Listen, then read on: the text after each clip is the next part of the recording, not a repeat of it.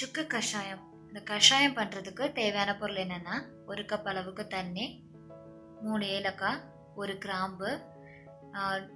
சுக்கு வந்து இந்த அளவுக்கு எடுத்துக்கோங்க. இதை ட்ரை ஜிஞ்சர்னு சொல்லுவாங்க. இந்த அளவுக்கு கொஞ்சமாக இந்த அளவுக்கு போதும். 1 கப் அளவுக்கு தண்ணிக்கு இந்த அளவு போதும். மிளகு வந்து 1 டேபிள் ஸ்பூன். இனிப்புக்கு வந்து நான் பனவெல்லம் எடுத்திருக்கேன். இது 2 டேபிள் ஸ்பூன் அளவுக்கு எடுத்துக்கோங்க. இவ்வளோதான் இதுக்கு தேவையான பொருள். அதை வச்சு எப்படி பண்ணலான்னு பார்க்கலாம்.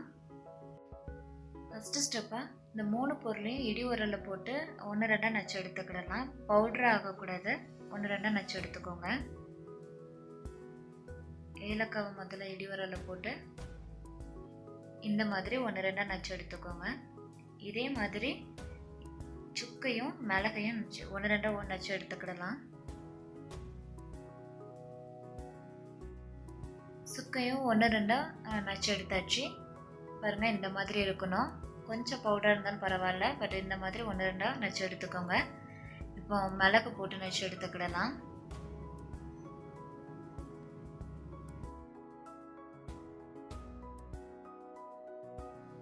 மிளகையும் மற்ற 2 பொருள் மாதிரி 1-2 நச்சு எடுத்தாச்சு.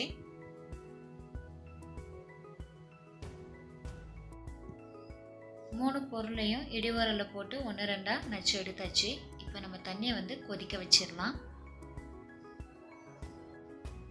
அடுப்பில் ஒரு அகலமான பாத்திரம் வச்சுட்டு, பாத்திரத்தில் நம்ம எடுத்து வச்சுருக்க 1 கப் அளவுக்கு தண்ணியை அதில் ஊற்றிக்கிடலாம். தண்ணி வந்து நல்லா கொதிக்கட்டும்.